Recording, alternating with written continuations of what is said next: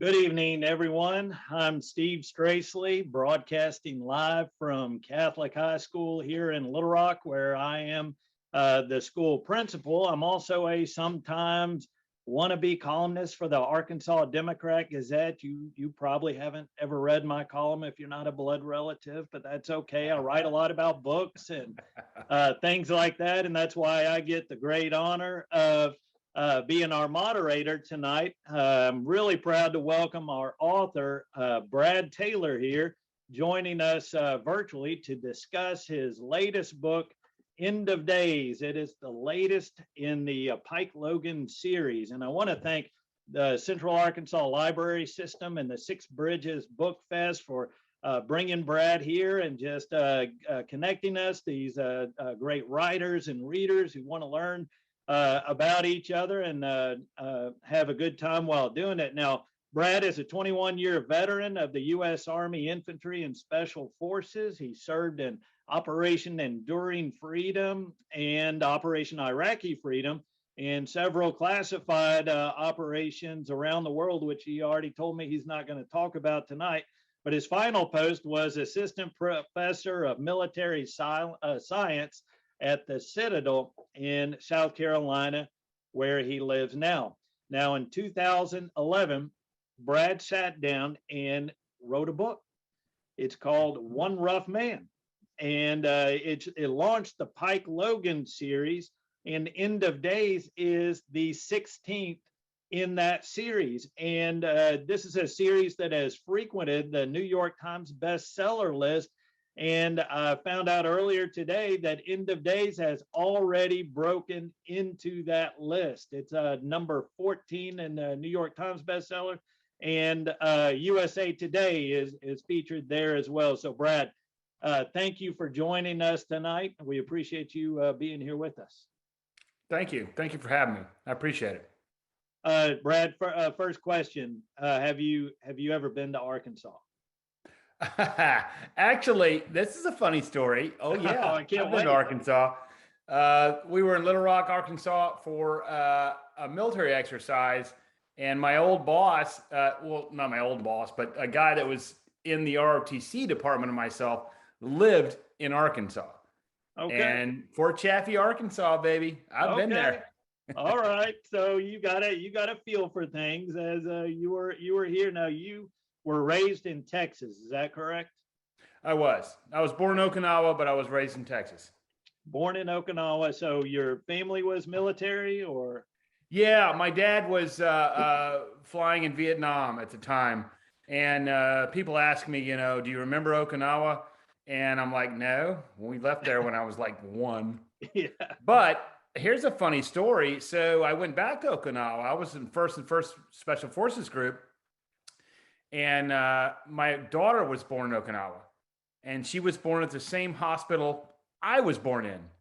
And I went to the people talking just because I was curious is, hey, have you changed the birthing rooms? And they said, no, we've only got 4. So there's a 1 in 4 chance my daughter was born in the same room I was in. But, there's no way to prove it. But yeah, there's a 1 in 4 chance. Well, that's cool, though. That's a good story, and I'm sure that you convinced her early on that you, in fact, were born in the exact same room. Yeah, absolutely. Yeah, definitely. Yeah, you've got that to hold over, that you were there first. Now, first, tell us a little bit about End of Days. Tell us about the story. Yeah, this story came out. We've all been living through COVID, and I wrote American Trader, my last book. I went to Taipei and I went to Taiwan and to Australia, did all the research, came home and started writing this book. And then we all got locked down. Yeah. I mean, everybody got locked down. And so I had a picture of my wife like this with 1,000 people behind her in the Shinlen night market. Well, now there's nobody there. Yeah. I was doing a surveillance story inside Sydney Harbor, right next to the Opera House. But nobody's there now. They're all locked in. And so I said, how am I going to do this in a book? And so I punted and said, well, I'm going to set this book in January 2020 when the Taiwanese elections actually happened, which is about the book. Well, then I had to write another book. And COVID is still here. I'm like, what in the world am I going to do? Yeah. Well, 5 books ago, I came out of Morocco. I was doing research in Morocco, and we did a Segway tour. Me and my wife, we had 2 days a layover in Rome, and this car came by with diplomatic license plates, and my tour guide just offhand said, "That's a Knight of Malta," and I was like, "Never heard of him. Yeah. What's a Knight of Malta?" And he then gave me a quick class on the Knight of Malta, and they've been around since the First Crusade, 13th century. They've been around. They had their own passports. They had diplomatic relations with multiple countries. They make their own currency. They have their own postage stamps, but they own no terrain.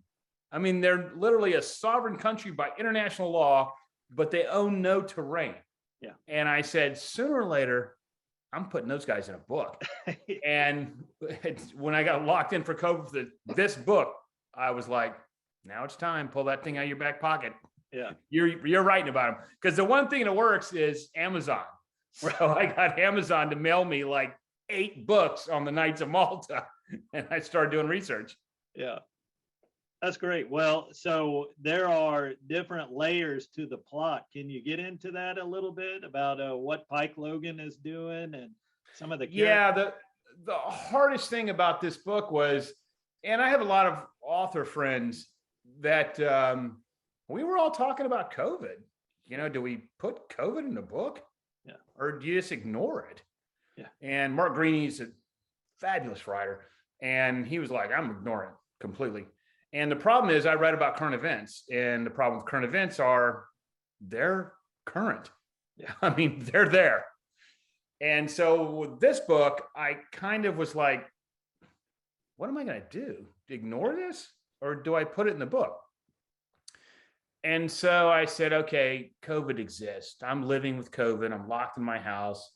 How would the task force, which is my, counter-terrorist organization, how would they operate under COVID?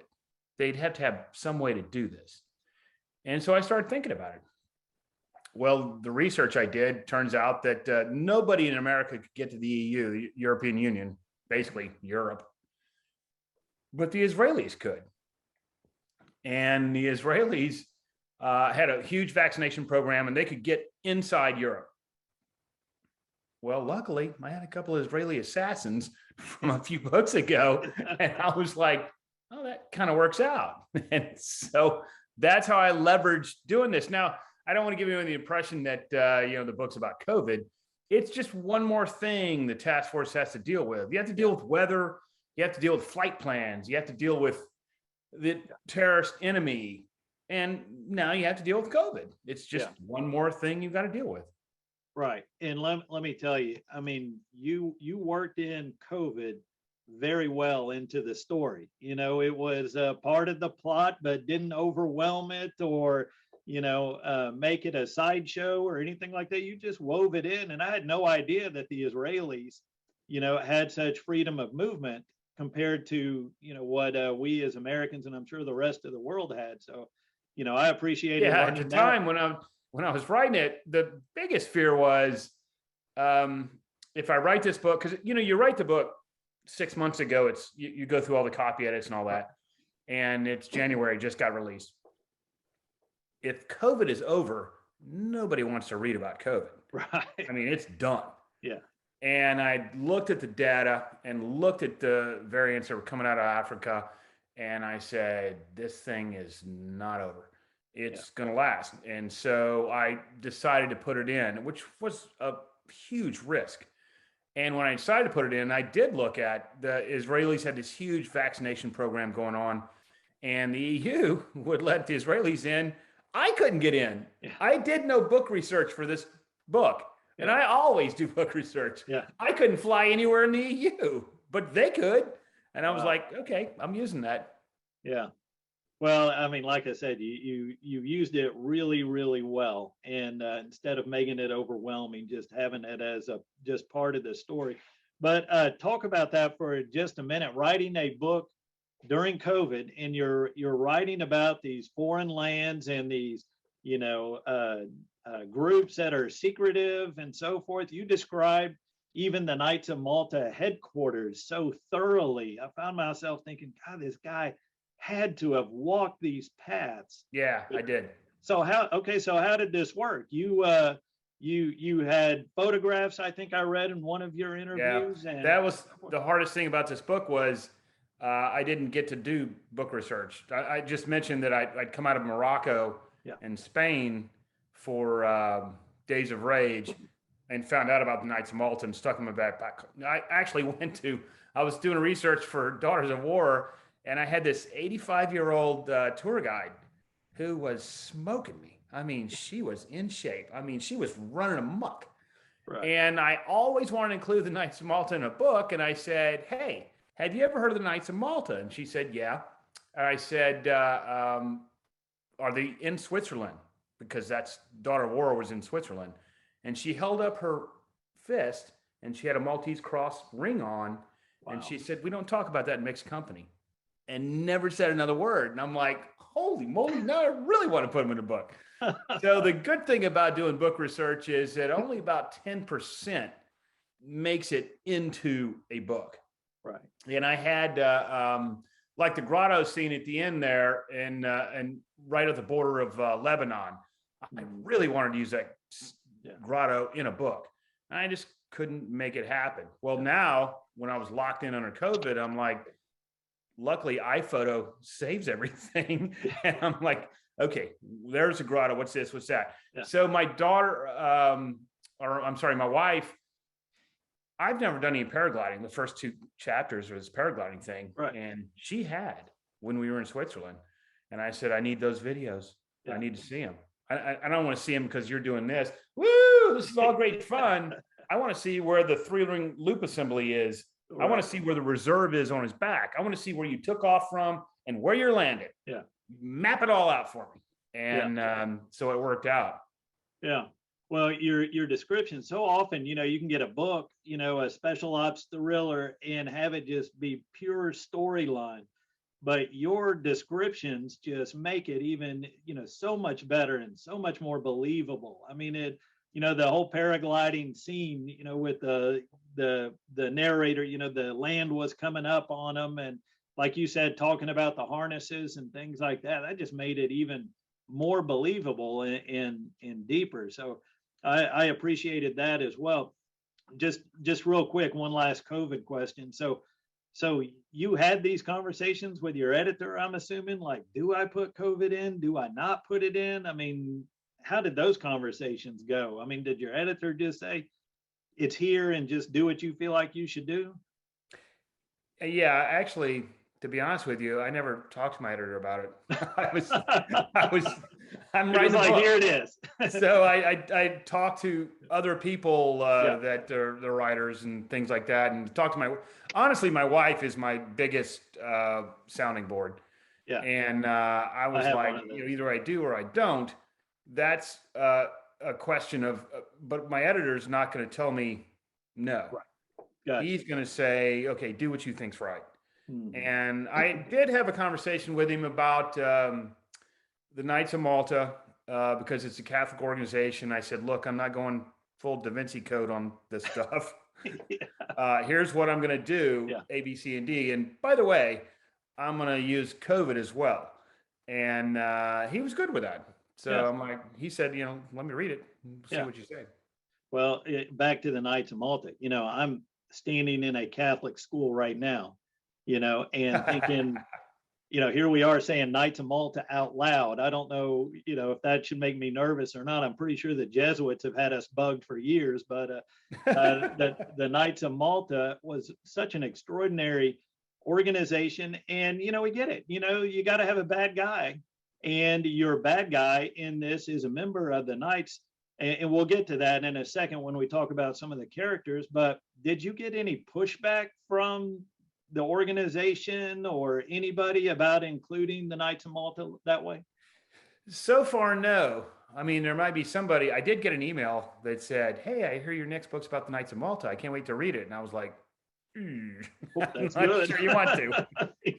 But when I did all the research on the guys, on the organization, which is huge, it's been around forever, and they do a lot of good work in the world.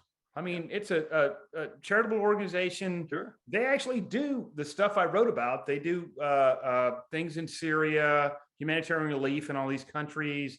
And so I remember thinking to myself, do I really want to make them the bad guy? Because they're actually good guys. Yeah. And so I decided to go kind of the Iran-Contra route, which is, you had Oliver North running around doing his stuff, and you had all these other guys doing their stuff, but it didn't make the entire United States organization bad. Right. It just meant he was bad. Yeah. And so that's the route I went, because I don't want to fuel conspiracy theory. I mean, there's a lot of conspiracy. I could have gone completely Da Vinci Code on this thing.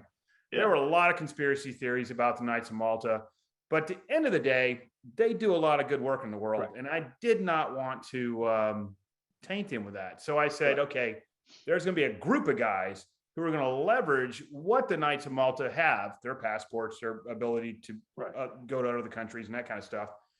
But I'm not going to make the group itself bad. Yeah. And you did that very clearly. It wasn't that the Knights of Malta were these, evil people trying to do evil things. There was a group inside of it. Some people who, just kind of got misled along the way and did some bad things. And they think they're doing the right thing. Right. Just like Oliver North. I mean, they never think they did anything wrong. I mean, they think they're doing the right thing. That's right. And I want to get to those characters here before too long. But first, let's kind of start back at the beginning. So you're from Texas. You're at the University of Texas. You decide to join the military. I just kind of covered your military experience in brief. Can you kind of elaborate on that a little bit, your military background?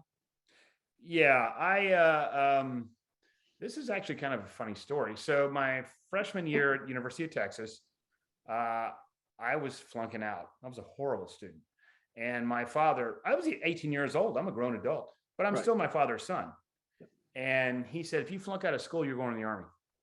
And at that time, the Army was be all you can be. There was nothing going on. I was like, losers go in the Army. Yeah. So I did a lot of research on the Army because I was flunking out of school. There's no way UT was going to let me stand. And what I found was I grew up on a farm in Texas and spent most of my time hunting and camping and things like that. And the Army would actually pay me to run around in the woods with a rifle and jump out of airplanes. And I found special forces, found Ranger battalions, that kind of stuff. And I was like, that doesn't sound too bad. That's kind of what I'm going to do. Yeah. Well, then by the grace of God, I'm not kidding. I didn't flunk out. I had the lowest GPA you could possibly imagine and still stay in school. So what I like to call my second freshman year, I joined ROTC and said, I'm going to the Army. And that's what I did. Yeah. Wow. So your experiences in the military obviously shaped a lot of this book, correct? Yeah, it does. There's nothing in the book that's, or any of the books, or anything that I've actually done, because most of that's classified. Yeah. But you can't write anything without your own experiences happening. If you were going to write a scene about riding a bicycle, what would you think about? When's the last time I rode a bike? If you're going to write a scene about an assault in a grocery store, you'd think about the last grocery store you're in. Right. Well, when I'm writing gunfights or actual kinetic fistfights or things like that, or the planning process, or the greater strategic level stuff that goes on, it's because I've seen it. And I can't help but put that in the books. There's nothing, granular level that, I did this mission, but you can't help but think about that. Right. Yeah, that makes sense. By the way, I forgot to mention that if you have a question for Brad, if you could put it into the chat box and direct it to hosts and panelists, and I'll try to work it into our conversation as appropriate. Now, so how about in End of Days, Brad? the camaraderie between or among the characters is pretty profound. Like they know, Yeah. what the other one's thinking and what they're going to do before they do it and so forth. Was that pretty much your military experience as well? Absolutely. With the folks you served with? Absolutely. Yeah. I could tell you more stories that, I mean, when I write about the teamwork and the level of trust between the team members when they're doing things, and this book has a little bit of a twist because Pike doesn't really trust Shoshanna, and Shoshanna doesn't really trust Pike, but they're both really badass killers. Yeah. And so they have to develop the trust, as opposed to Aaron and Jennifer. They do kind of trust each other. They're kind of working that way. Yeah. But the team members, Knuckles and Brett and all those guys, I think one of the things that separates my books from everybody else's is when I write, it's not Mitch Rapp, one guy running off, Jason Bourne, the single guy that's going to do all this. It's teamwork, and it always has been teamwork. I mean, I served 22 years in the military, and I didn't do anything by myself. I did it with a damn team. Right. And that teamwork, when you sit in a team room after things happen, there's a lot of things that go wrong that I could tell you stories. You'd be like, you're supposed to be the best of the best. I mean, it's really funny. Yeah. Well, that camaraderie is just such a great part of your book, and I won't give any spoilers, but some of the final scenes with Pike and Shoshanna and so forth are just excellent, just so well written.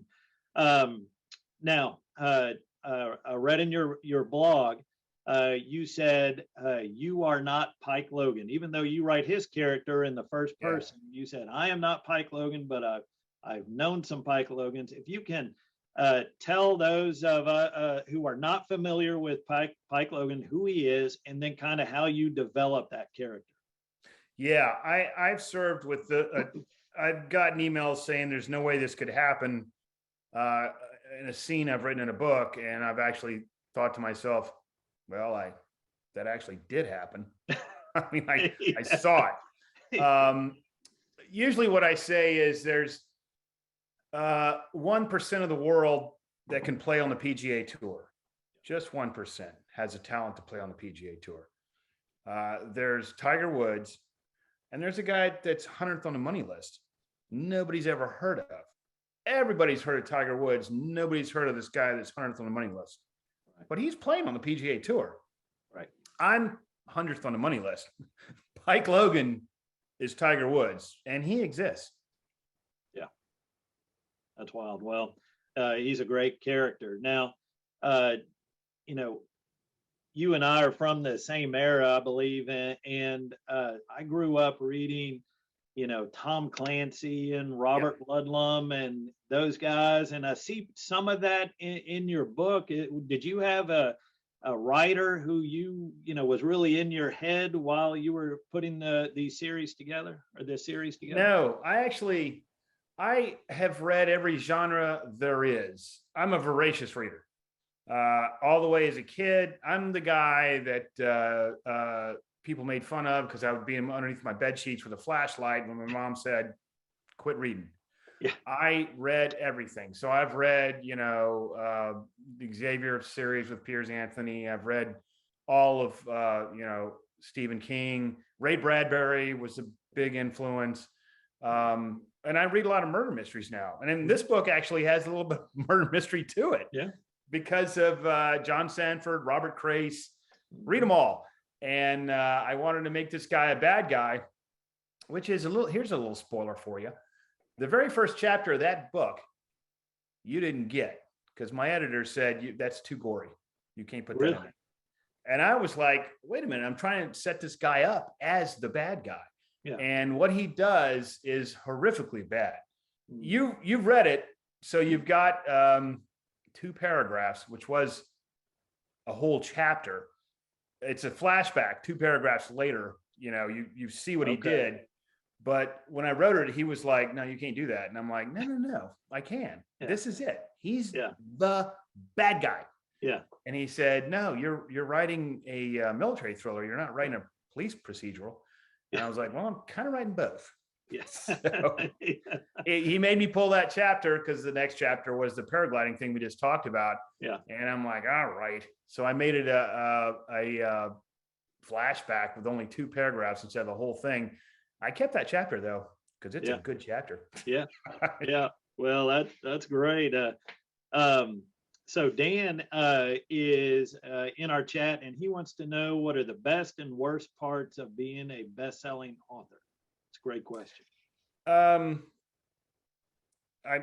not sure what the best part about being a writer. If he means best-selling author, I'm not sure what that means. But as a writer, the best part is that I get to do whatever I want to. When I want to go shooting with my daughter, I can not write that day. Pack the guns up and head to the range. When I have to write, I can do that. The worst part is you you have to have the discipline. I mean, you really have to buckle down and do some writing. And there's nobody telling you to do that. There's no clock I'm chipping into. There's nobody saying you have to do this, you have to do that. You either turn it in or you don't. Right. And that for the last book, for this book, End of Days, that kind of bit me. Because I mean, COVID was not a good writing experience. Everybody says that, COVID, oh, that's the best thing ever. You're a writer. You can sit in your room and write all day. It didn't affect you at all. Well, it did. Yeah. I mean, I was stuck in this house forever, like everybody else. And it affected my ability to write. Yeah. And it came really hard to finish. And I actually told my editor, he was like, we're going to push the release date on this thing to February or March because you're not done. And I'm like, no, I'll finish it. Yeah. Give me a chance. Yeah. Yeah. So I had to finish it. So I guess that's the two, is that the best part is I get to do what I want to. The worst part is you better have some discipline or you're screwed. Yeah. Yeah. Yeah. Definitely. Now, so back to your experience in the military, just real quick, did you ever get close enough to a real event in your description that you decided, man, maybe I better check this out with the military to make sure they're okay with me, even fictionalizing it? Yeah. The problem with my life before is that there's only so many ways to skin the cat. Yep. And so I knew what was classified and I knew what I couldn't put in a book. And so I developed ways I would do it without the classification. Yeah. Just completely made up. But I knew the technology was there. I knew it would work. Yeah. And so I wrote a book, and I was on a security contract and talking to a guy next to me in a truck. We're out there in the middle of nowhere. And I said, yeah, I made this thing up, blah, blah, blah. And he said, well, that thing exists. And I said, no, it doesn't. I made it up. And he pulled the widget out of his pocket and said, yeah, it does. It's here right now. Wow. And he said, can you pull that out of the book? And I, of course, said, yeah, I will. Yeah. But that happens because there's not too many ways to skin a cat. Yeah. And there's this the TikTok back and forth between the terrorists and us and bad guys. It revolves around technology. And now most of the stuff I get from technology is criminals. I mean, I'm like, it used to be back in the day that there was a Q, like James Bond's Q, who had all the neat widgets. Now it's not that way. It's free market going crazy. And so I had to find a way to track this guy's cell phone. And I didn't want to do the same thing I'd done in every damn book. So I'm looking for something. How do I do this? Well, in New York City, if you go into your phone or to your house with your phone, it automatically connects to your Wi-Fi. At least mine does. Right. Very few people actually say, alert me before you connect to Wi-Fi. Mm-hmm. As soon as you walk into a place, if you've connected before, it's hooking up. Yeah. And so this guy launched a drone on New York City and 42nd Avenue right above Starbucks. So everybody who left the Starbucks, their phone thought they were hooking up to Starbucks, but they weren't hooking up to Starbucks. They were hooking up to this drone because the phone didn't know any better. and they sucked all the data out of the phone and then used it for whatever nefarious reasons they were going to do. Wow. And I read that story and I was like, I can use that in a book. Yeah. That's how I'm going to do it. Yeah. Well, again, your descriptions of that kind of stuff are so good. Talking or reading about the drones that were used later on in the story, and even you went into a lot of detail about the javelin parachute, to where it made me believe that you had used a javelin parachute more than once, and really put the reader into the story. Well, that thing's kind of scary. Yeah. I mean, the military parachutes are kind of low and slow. Yeah. The javelin is not. I mean, that thing flies so fast, you're going to kill yourself if you don't know what you're doing. Well, I looked it up because you were saying, you'll hit the ground at 30 miles per hour if you don't, do this or that, or you could end up hitting 60 miles per hour. I'm going, if the wind's behind you. Yeah. Yeah. So, I actually had and this is from my own experiences. So for Christmas, our somebody, I don't remember who it was, but gave us a Roomba vacuum cleaner. Yeah. Yeah. The Roomba, Roomba. Well, it starts walking around your house and learning everything there is. So the first time it vacuums your house, it takes 4 hours. The next time, 2 hours. Eventually, it's 30 minutes. It's going around your house. Yeah. And it uploads that floor plan to the cloud. Wow. And I saw that and I was like, immediately, of course, I said, you're not uploading anything to the cloud. That's not happening. But I then thought, if I was going to do an assault on somebody and they had an iRoomba and it was connected to Wi-Fi, I could penetrate that system, get in the cloud, and get the floor plan for the house. Wow. That's amazing. I mean, that's just amazing that, first of all, I had no idea that all that happened with just the vacuum, but for you to think I can use that at some point, that's great. Real quick, and then we'll get back to the book again now. So writing a novel is a daunting task no matter what. But writing, prolifically like you have. I mean, you have written 16 novels since 2011. Can you talk about your writing schedule a little bit and how you've been able to do this? I honestly don't know how I did it. So there was, I mean, I'm serious. So when I first started writing, I still had to put shoes on my kids' feet and feed my family, and writing doesn't pay the bills. And so I wrote a couple of books and I did a ton of security contracting. Well, I'd look at my schedule and say, the book is due in, say, December. Well, I've got schedules from July to January where I'm going to be gone. So I got to get the book in July. Well, I would get the book in July. And then I'd scream at my publisher saying, why aren't you putting the book out? And because I don't know anything about the publishing industry, he would say, you're not our only author. Not sure you realize that, but we're not putting the book out until we said we're putting the book out. Yeah. Well, that happened for 3 or 4 books. And then my publisher said, all right, smarty pants, if you want to put a book out every 6 months, we'll do that. I said, bring it on. And then I did that for 4 years. And then I was like, no mas. I'm done. I can't keep up with this because you're not writing a single book. I actually was on a book tour, publicizing one book, editing a second book, and writing a third book. I'm like, I can't do this anymore. Yeah. And I still was doing the security contracting. I wrote the novellas. I was still doing the book research trips. It was just I remember telling my wife, I think it was Days of Rage, I was like, I'm not making this one. I'm done. Yeah. Well, so, I mean, did you have a set amount of time you were writing all day long or during the day or what? I mean, how? No, I don't even have a writing desk. In fact, if I turn this camera around,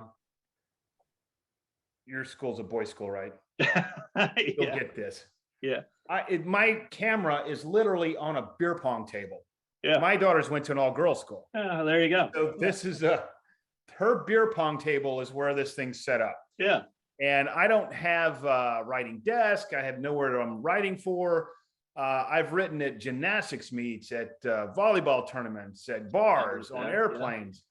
And I don't have a set schedule where I wake up and say, from this time to this time, I'm going to write. Let me go up to my oak desk with, clad stuff and let me bang away on the computer. It just comes to me. And when it does come to me, I'll go.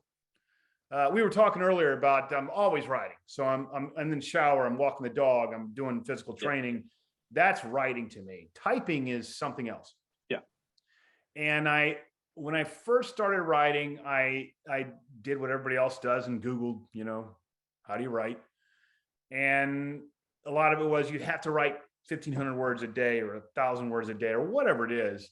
Yeah. And I found that if I did that, if I forced myself to crank those words out, I hated them and I would delete them. So then I just said, I'm not doing that. When it comes to me, it comes to me. And my record of all time, which to this day, I'd like to find another writer who beat it. I was writing Operator Down. I was on a security contract, locked in the barracks, worked all day, did 12 hours of work at security contract, came back to my room, started writing, and I wrote 8,000 words a day for 5 days. Wow. Which is absolutely, I don't know how I did that, but I did. And so now I've learned to trust myself. Just, hey, you don't need to force something on the page. Let it come when it's gonna come, because you're always writing. And it always ends up, my wife says I have a 12-step process for writing, which is the first step. I'm in step 2 right now, but the first step is we're doomed. I have nothing to write about. The second step is, actually, maybe the fourth step is, I hate this book. Yeah. This is not what I want to do. So by the end of it, like before I go on book tour, like I'm doing right now with you, I'll reread End of Days because I'm in the middle of book 17. And I'll hit a couple of scenes and go, holy moly, did I write this? Yeah. Damn good. Yeah. And he says, all right, we hit step 12. All right, there you go. Along those lines, I told you I'll write this column, and sometimes I'll look back at them from a few years ago, and I'll see one, and I'll go, God, that was terrible. What was I thinking? Why did they let me put that in the paper? But then there's other times where I'll read one and I'll go, I'm kind of proud of that one. So, out of your 16 books, which one are you most proud of? Which one do you like the best? That's like picking a child. Yeah. So One Rough Man, my very first book, there's some visceral stuff in that. Yeah. And I read some of those scenes over again and think that's pretty damn good writing. Yeah. But a lot of it is could use some help. You know what I mean? Yeah. That's my first book. Yeah. All Necessary. No, I would say No Fortunate Son. Or Daughter of War. No Fortunate Son or Daughter of War. Actually, before I start writing, like I'm writing book 17 right now. Mm-hmm. And this is going to sound stupid, but I pull off my old books and start reading them, saying, you need to get some inspiration here. How did you do this? How'd you do that? And No Fortunate Son, that book goes from beginning to end. I like every bit of it. Yeah, that's great. And but I will say that this book here is just as good. Damn it, you make me talk about it. I'm teasing. Well, it is very good, but you're right. It's like picking a child. It made me pick a book that I wrote earlier. It's like, hey, your new book's out. Which one do you like? Not that one. Yeah, good point. Good point. Well, let's get to the book then, so we can brag about that for a little bit. So it's called End of Days. So can you explain the End of Days prophecies and where that how that got rolling around in your head to pull this book out of? Yeah, actually, I did the research on Knights of Malta. It's a Catholic organization, and dispensationalism is a Christian theology. It's not a Catholic theology, which kind of caused me some consternation. I'm like, how am I going to use this? Because the Knights of Malta, that's not what they're going to believe. Right. So I made this guy, he has some trauma that happens in Syria, and dispensationalism is it's been around since as long as the Bible's been written. Yeah. And they to a greater or lesser extent really believe in the prophecies of Daniel and Ezekiel and Revelations and that kind of stuff. Yeah. And as I read more about it, some of people take it to absolute extremes.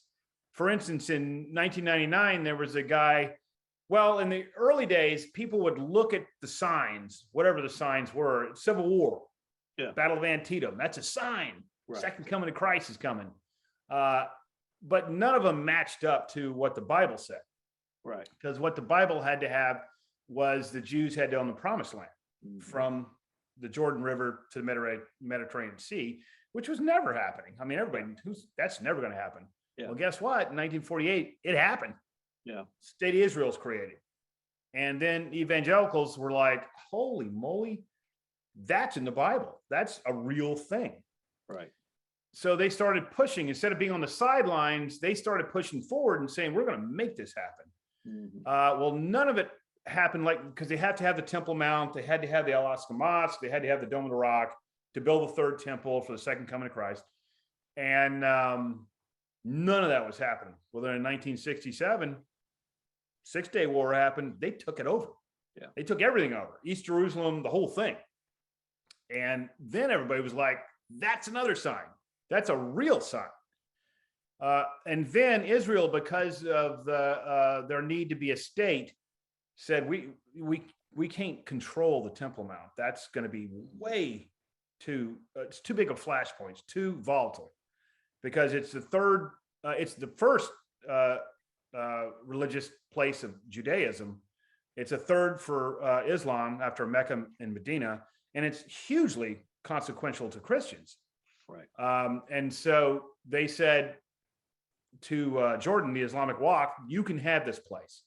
We're going to let you still maintain control, which aggravated the hell out of a bunch of people who were like, wait a minute, that is it. You're supposed to take that over. So since that time forward, since 1967, there have been a lot of people trying to force the issue. Mm-hmm. And that's where the genesis of the plot came from. For instance, in 1999, in the book of Daniel, in order for a Jew to walk on top of the Temple Mount, he has to be cleansed. In order to be cleansed, it has to be by a red heifer that is sacrificed, burned all the way up, ashes put on, you can go up there. Well, the red heifer has to be a completely red heifer. I mean, it's got to have red skin, red eyes, red hair, red everything. Well, this Mississippi cattle rancher, who actually was a Pentecostal preacher, said, what are we waiting on the red heifer for? I breed cattle. I'll breed you a red heifer. Yeah. And he went to Israel. Yeah. And they started breeding red heifers. Yeah. And they actually had one that was, the rabbi said, that is the red heifer, the 10th red heifer, which everybody was like, oh my, here's the red heifer. Here it is. Well, then the red heifer got some white hairs in its tail. And the rabbi said, nah, not the red heifer. Yeah. But ever since then, they've been pushing, how to, instead of just reading the signs, I'm going to make the signs. And that's kind of where the idea came from. Yeah. Well, that you included the red heifer story in the book. And I admit I had to, look it up to make sure this wasn't something you made up, because it seemed so far-fetched. That's true. Right. But, what a Did great I put that story. in the book? You did. You put red heifer somewhere in the book. Because I had to check it out. That was just some research I'd done. I didn't know I put it in the book. Well, I'm pretty sure you did. Maybe I found it when I was researching End of Days or Dispensationalism. I'm pretty sure it was in there. But anyway, it was just a great plot, to put everything around a great conflict. So I thought that was excellent. Now let's get to some of the characters. Now, Shoshanna, she is a great character. And she may have been kind of my favorite to follow. She's a little mystic, highly intelligent, prone to really strong reactions. Yeah. Kind of, reminds me of some folks I know. But you dedicated this book to a person with the call sign Night Moves, and said she kind of reminded you of Shoshanna. You want to elaborate on that, or? Not? Yeah, I worked with I've worked with some seriously strong females, and Night Moves was one of the best. I mean, she was so analytical and so deadly. She kind of scared me. So Yeah. she was my sergeant major, to be honest with you. Yeah. Yeah. Yeah. And Pike Logan is a little scared of Shoshanna throughout the entire book. Yeah. So yeah. Shoshanna, when they first met in Days of Rage, that was about the Wrath of God teams trying to track down people, and I was going to kill her. She was dead. She was just a character that I had created for this story, and she was going to die. And Pike was the one that was going to kill her. Yeah. And when I got through writing her, I was like, I kind of like her too much. So I let her ride off in the sunset. I mean, there was no real ending to where she went. Just she didn't get killed. Yeah. And then I was writing the Insider Threat, which was when I was doing 2 books a year. And this is actually another funny story. So my editor's like, we need your next book, next title, next everything. And I was like, I ain't got nothing. And I said, the only thing that's scary is if some of these guys go into ISIS. Nobody'd heard of ISIS. Right. I studied him because that's what I do for a living. And I was like, okay, I've got this group called ISIS. Nobody's ever heard of them. But if the Americans go over there with a blue passport and they don't have any social media, they're a threat. Yeah. Well, then they took over Mosul. They took over everything. Yeah. ISIS exploded. And I was like, oh my goodness, what am I going to do now? Yeah. We're going to wipe out ISIS, and it's going to ruin my book. So, of course, I looked at it and said, nah, we're not that good. Yeah. They're going to run around for a while. But I was writing this scene in Jordan, and I had created out of whole cloth all these characters for this event that Pike's going to do in Jordan. And then I was like halfway through writing it saying, why are you doing this? You've got these guys you haven't used before, Aaron and Shoshanna. Yeah. Put them in there. And then I got 100,000 emails saying, oh, they're back. I love them to death. Love them to death. And I'm like, thank goodness I didn't kill them. Because that's what I had planned on doing. Yeah. Yeah. Well, that's good. Yeah. So Carol is asking a good question. She says, you have lost several members of task force in the past. Will you be introducing some new members in the next book? And I thought you were giving us a hint in this one. And I'm not going to go into detail because I don't want to spoil anybody reading it. But will you be introducing new members to the task force? Not in this book that I'm writing right now. I've got a full complement of team members. And I know what she's talking about. There's been times when combat's unforgiving. I mean, it just is. Sooner or later, no matter how good you are, you have the chance of getting hurt. Yeah. And I've seen it up close. And so there's been times when I've killed members of the task force that I really regret. There's I mean, there's Decoys one, Kurt Hill's another. But that's just the way it is. And the book I'm writing right now, I've got enough people on the ground right now to do the missions I need to do. So it's probably not going to be a new one. Okay. Gotcha. Now let's move on to the antagonist in End of Days, Garrett. You wrote him so well that there were, times that I hated him. And then there were times that I just kind of felt sorry for him. Yeah. And then I hated him again. And, the whole book kind of took us through hating and, feeling a little bit of sympathy with Garrett or for Garrett. Can you, talk a little bit about how you developed him? I did my job as a writer, if you felt that. Yeah. Because in my mind, the antagonist is just as valuable as the protagonist. Yeah. So you're going to love Pike Logan, Jennifer Cahill, Shoshanna, whoever it is. Right. But you have to understand what the antagonist is doing. Right. And one of the best antagonists I've ever written was in The Widow's Strike, which is actually about a pandemic, written 8 years ago. Read it now because it reads just like what we're living through. It's relevant. But she's called a Black Widow, and she's from Chechnya. And what happened in Chechnya was they would kidnap all the fathers and that kind of stuff, and they'd get so-called disappeared. Well, then the people who got disappeared, the wives got together and said, we're sick of this, and started blowing people up. And they were incredibly deadly because females could get into places that males couldn't. And they were horrible. I mean, very deadly in Russia. So I built her from the ground up.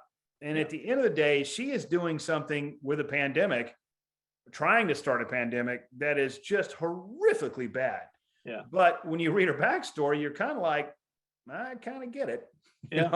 I don't think what she's doing is right, but I kind of get it. Yeah. And so for this guy, it's the exact same way. There is no such thing as Dr. Evil. Right. I mean, maybe there is. I don't know. I've sat across from plenty of terrorists. I mean, bad guys who are killing people. Right. And they joke and they laugh and they're, I'm interrogating him and he's making jokes and doing this. And I actually kind of like the guy. Yeah. I'm like, why is he trying to kill everybody? Well, it's not because he's the bad guy. I'm the bad guy. Yeah. He thinks he's doing the right thing. Right. And if I can convey that on the page, that's what I really try to do. And I appreciate you saying that, because I hope I kind of did. Yeah. No, you did without question. Now, he, as you said, one man's terrorist is another man's freedom fighter, and the reverse of that is as well. But Garrett was a fairly complex character in the sense that you found yourself going, man, I do get it. What he's doing is horrific, but the poor guy, and so forth. So really, really well done. He had, that little side thing with the women that he is a serial killer. Let's face the facts. He's a serial killer. All right, there it is. There's the spoiler. He's a serial killer, just as a side gig. It's not his main thing. Right. But bringing all of that together was just really well done. Now, I want to ask you how much current headlines influence what you're writing. And Stephen wrote a question to you. He said, speaking of current events, will Pike have a mission in Afghanistan in a future book? So current issues and Pike in Afghanistan, what do you say? Current events absolutely play a factor in my book. That's how I write. And for Stephen, the book's opening up right in Afghanistan. So the next book is written right at the fall, and I have a lot of friends. The guy who ran Kabul airport was a troop commander with me. Scotty Miller, the last commander of Afghanistan, was my boss. It's a small scene. It's in Tajikistan. This guy flees to go to Tajikistan, but it's in there. Oh, that's great. Well, look forward to that one. I'm sure Stephen does too. Now, Bonnie is asking, do you have any movies for any of your books or any deals in the making or anything like that? No, well, sort of, I guess. Hollywood is a strange beast, and I don't really understand Hollywood. And the biggest problem that I have is that I'm probably too big of a coward. So when you option your rights to a book, you're actually optioning a right to the entire thing. Yeah. And when I give them the rights to my book, they could turn Pike into, whatever they wanted to. Jennifer, whatever they want to do, you've optioned the rights. Yeah. And so the first thing I ask is, are you really capable of me making a movie? Yeah. Do you fully intend to make a movie or a TV series, whatever, Netflix, streaming, whatever it is? Yeah. Or are you just buying this to get away from the competition? So if you were going to make the Jason Bourne series back in the day, that's a pretty good movie. I like those movies. Yeah. Well, they bought every book to the left and right of that. Yeah. And the only reason they bought them was, I don't want anybody making a movie to compete with me. Yeah. And so that's the first thing. Are you really going to make a movie? And then the next thing is, are you going to make a movie that's within the ethos of what I've written? And I completely understand that, the director is going to have his vision and the actor is going to have his vision. Do you really want the author standing behind him saying, that's not my vision? So I get that. Yeah. So when I talk to him, I'm like, okay, here's where I stand. Where do you stand? And so far, I have not done it. I probably missed out on quite a few opportunities, to be honest with you, because I turned them down. Yeah. And there's something in the works right now, and we'll see if it goes anywhere. But Yeah. for the most part, I've turned them down just because I'm probably a coward. Yeah. Well, you've sold millions of books, New York Times best-selling author. So, maybe Hollywood will come or it won't. Well, what I Now, like to say is if you watch any of the movie, I just mentioned Jason Bourne. yeah. Robert Ludlum was dead before that came to the screen. Well, good point. Yeah. Vince Flynn's movie American Traitor, he was dead. Yeah. I mean, most of the time it takes forever. Yeah. So Yeah. I don't really dwell on it. I mean, I write books. People like to read books, and I probably did make some mistakes, and probably am still making mistakes, but it hasn't happened yet. Yeah. Yeah. Fair enough. Chris, I'm going to kind of jump on his question real quick.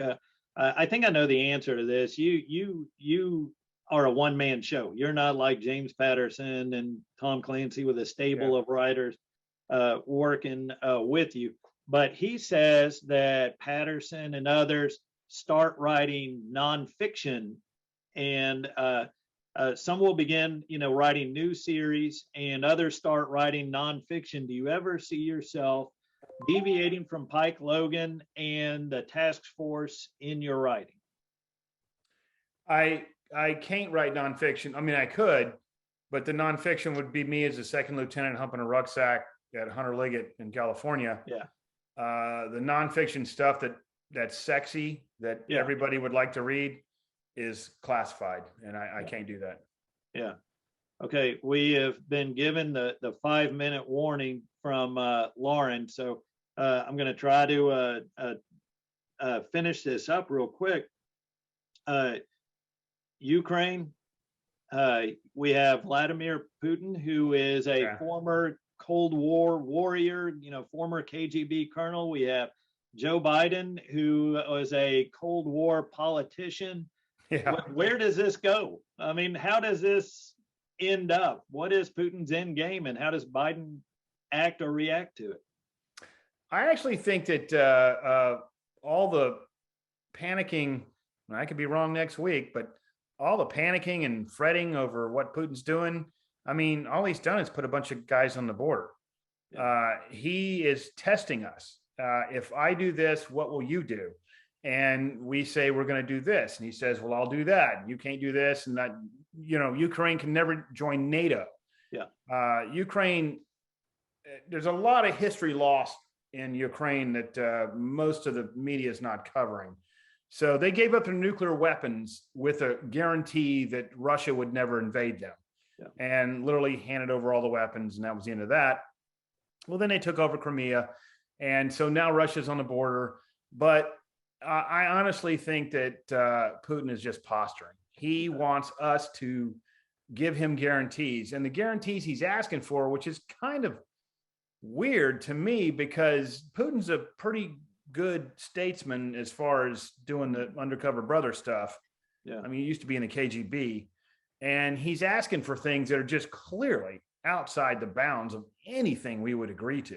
So why would you say that up front? So that's my only cause of concern, is that he's doing that stuff. If you said that you're going to do A, B, C, and D, that's one thing. Well, there's another thing that's in play, is that a lot of people don't like Putin inside Russia. Yeah. And if you want to get the next election for Russia, since he changed the constitution, if he wins the next election, he will be president for life. Mm-hmm. Well, if you can get everybody to rally around a flag, how do you do that? Well, I'm going to go invade somebody. If you can create the reasons for an invasion that's not you, it's somebody else that did that, then you get the people to support you. For instance, in Chechnya itself, we were just talking about Chechnya. Yeah. He's the guy that blew up all the apartments that he blamed on Chechen dissidents. Turns out they weren't. They were FSB guys. They were KGB guys. Yeah. And they all went into Chechnya and, destroyed Grozny. It was the most rubbled place in the universe since World War II. Well, now I'm like, he's bluffing. But on the other hand, Yeah. Maybe he's not. Maybe Yeah. he wants to rally the people around the flag. Yeah. Yes or no question. Will we see Pike Logan in Ukraine at any time in the near future? Not in the near future. I'm right about Croatia. Okay, So, fair enough. Listen, Brad, thank you for joining us. I want to thank Central Arkansas Library System and the Six Bridges Book Fest for presenting things like this, where writers and readers get together and talk about books and all the things that interest them. Brad, good luck with the rest of the series and the Thank rest you. of the book tour. Thank you for joining us. That's it for tonight. Thank you for having me. You bet.